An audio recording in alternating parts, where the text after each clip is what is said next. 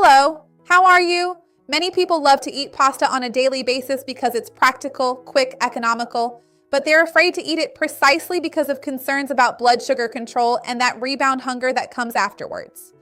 So today, I'm going to teach you a very interesting strategy involving some foods that, when you add just a spoonful to your pasta, can greatly improve satiety, metabolism, and blood sugar control.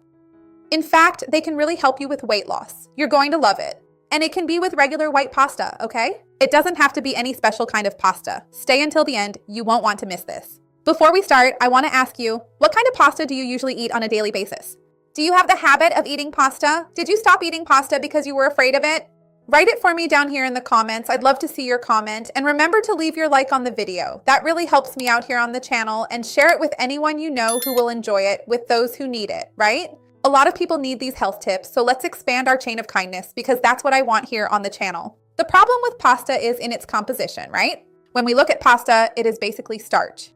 So what happens in our body? Starch is quickly broken down into glucose, which enters the bloodstream very fast, raising blood sugar levels and also increasing insulin, because it's a signal from the brain saying, look, there's a lot of glucose here in our plasma, in our blood, let's store this glucose. And then often it gets stored inside fat cells. And this can also contribute to the accumulation of abdominal, central, and visceral fat right near your liver.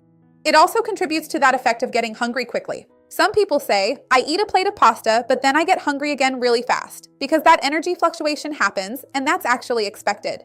So the idea here isn't that we need to cut out pasta.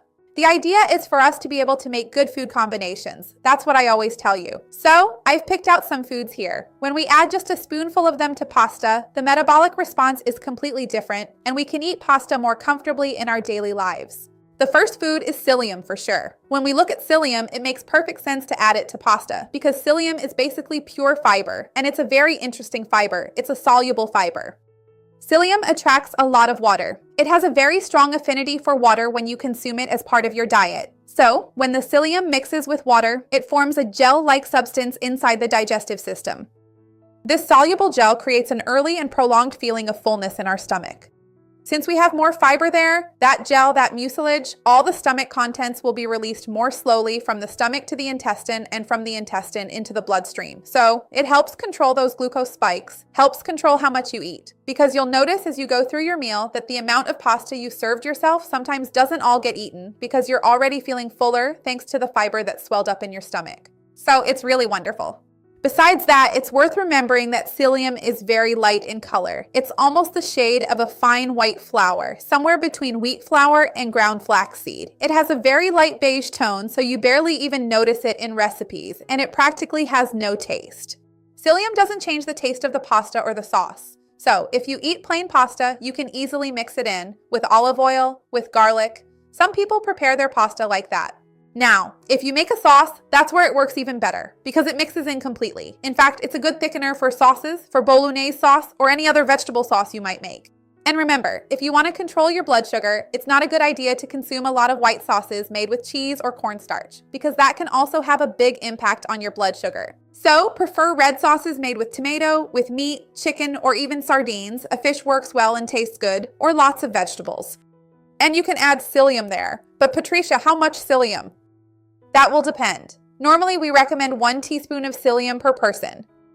And if you're making it for more people, you can try to adjust this proportion. For example, if I'm making this sauce here and my family of 4 is going to eat, and I want everyone to have psyllium, I add about 4 teaspoons, mix it in, and then you serve the sauce separately on each person's plate, and everyone ends up happy. You also have the option of making your regular sauce. If you don't want other family members to consume psyllium for some reason, just make the regular sauce, and you can add psyllium directly to your own plate, sprinkling that teaspoon on your dish, mixing it with your sauce and pasta. It blends in really quickly, and it's a very interesting option. The second food you can add to your pasta is chia. Like psyllium, chia is also very rich in this natural mucilage, this soluble fiber, but chia also has other interesting benefits. Chia has this ability to gel, to attract water, to slow down intestinal transit, to slow down the absorption of carbohydrates, just like psyllium. It also helps with digestion, bowel movements, and intestinal transit. But chia also contains a very healthy fat, a precursor of omega-3. Fat itself also has this effect of slowing down the absorption of food as a whole. But this omega-3 precursor fat is a naturally anti-inflammatory fat, which helps to balance out the fat profile in our diet, which is really good for people living with diabetes, right? We know that many people living with diabetes have a higher risk of associated cardiovascular diseases, so adding healthy fats is always a great idea. When we think about chia, usually the portion we consider is half a tablespoon or a tablespoon. Its proportion can usually be greater than that of psyllium. And if you want it to blend in completely, you can grind it in a blender to turn the chia into a flour, doing so right at the moment you're going to use it. But I think that if you mix it into a bolognese sauce, a sauce with fish, with chicken, whatever it is, the little seeds will remain, but they'll hydrate. They won't stay hard because usually it's hot, the pasta sauce. So it hydrates really quickly. It won't have a weird texture. You'll just see the little black specks. It really depends on what you want, if you want it to show up or if you want to disguise it a bit. It's never going to be completely disguised 100% because when you grind chia, it turns into a kind of a grayish flour. So it's good for you to know this because if someone is really resistant to visual changes, not taste, since chia doesn't taste like anything, but maybe they won't want visual changes. That's why I'm giving you this tip. Remember that chia's cousin is flaxseed and you can add it in the same way, in the same amount as chia. In fact, with flaxseed, it's always better for us to grind it because it's harder. And it even helps with the absorption of nutrients. Of course, we always chew our food, we rely on that chewing, and the sauce is hot, so it would soften the flaxseed. But if you want to grind it, I think it makes things easier for your daily routine. Another interesting option could be to add some type of seed to your pasta. And seeds give a really special touch, right? If you think about pumpkin seeds, chia seeds, sunflower seeds, they bring some really interesting compounds, and you can also grind them or add them in pieces, whichever you prefer. Some people like them crunchier, precisely so they can really taste the flavor. And there are people who prefer the ground flour, like flaxseed and chia, which I mentioned to you here. That can be a more interesting option. When we think about these seeds, especially pumpkin seeds, for example, they contain a lot of magnesium and zinc, so they also help with insulin sensitivity in a complementary way. But seeds in general have fiber, healthy fats, vitamin E, which really help with metabolic profile, the rate of carbohydrate absorption, and slowing down gastric emptying. So they also help in a complementary way to control blood sugar levels. When we think about seeds, about 1 tablespoon is the standard amount for that moment, so it can be an interesting option. Before I give you an extra tip, I want to remind you about my playlist, about blood sugar control, weight loss, inflammation, gut health, bones. I also have a lot of recipe playlists as well. Low carb, low calorie, easy, and quick meals. I'll leave the links down below in the description. There's also another ingredient you can add to your pasta, which is apple cider vinegar.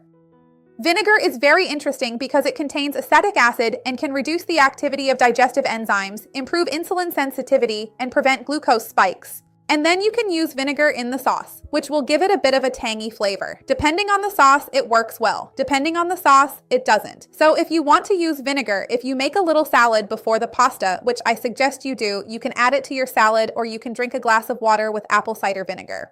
Usually 1 tablespoon of vinegar for a large glass of water before you start eating your meal. It can vary between a teaspoon and a tablespoon, depending on your sensitivity and whether you're used to it or not. So it can be an interesting option for you to add as another alternative to help improve the metabolic impact of that pasta.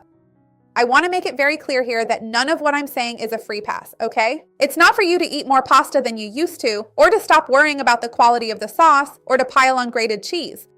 We know that grated Parmesan cheese, these types of cheeses, are extremely high in calories, extremely salty. So if you like pasta with cheese, just take a tablespoon and sprinkle it on top. Don't go dumping the whole package in because all of that adds calories, throws off your metabolism, increases your weight, raises your insulin sensitivity, and so on. So the idea here is to help you as a complement to improve your nutritional profile and the glycemic load of your meal, not to give you a free pass, okay? There will still be carbs. None of this here is going to miraculously reduce the amount of carbohydrates. It will only slow down absorption or help your insulin work better. So you still need to keep track of your carbohydrate intake to make sure everything goes well. There's another really interesting strategy, which is resistant starch. You can cook the pasta beforehand and store it. This works really well, especially for people who have a busy daily routine. You cook the pasta, leave it in the fridge in a container, and then you reheat the pasta later. This way, you turn the pasta into resistant starch, which is one of the most studied mechanisms nowadays to improve the glycemic response of carbohydrates, because this resistant starch ends up being less absorbed, reduces the glycemic impact, and even increases the gut microbiota. So that's another benefit you can add if you want to make your pasta even more interesting. Remember that these tips I gave you here work with spaghetti, lasagna, cannelloni, with any type of pasta you usually eat. I gave these tips for white pasta, but if you use whole wheat pasta, it's even better. And remember that there are other types of pasta that are even better for people living with diabetes, like pasta made from 100% lentils or 100% chickpeas, which are already available on the market today. Vegetable-based pastas. I even have a low-carb pasta here made with eggs that looks just like spaghetti. So if you want even more ideas, I'll leave plenty of them for you here in the description. Tell me which type of pasta you usually use and how much you eat on a daily basis. Do you have a habit of eating a lot of pasta? I would love to read your comment. Remember to like the video, it really helps me here on the channel, and share it with those who will enjoy it and those who need it. Let's work together to expand this chain of kindness. That's what I want here with the channel. See you next time. Bye.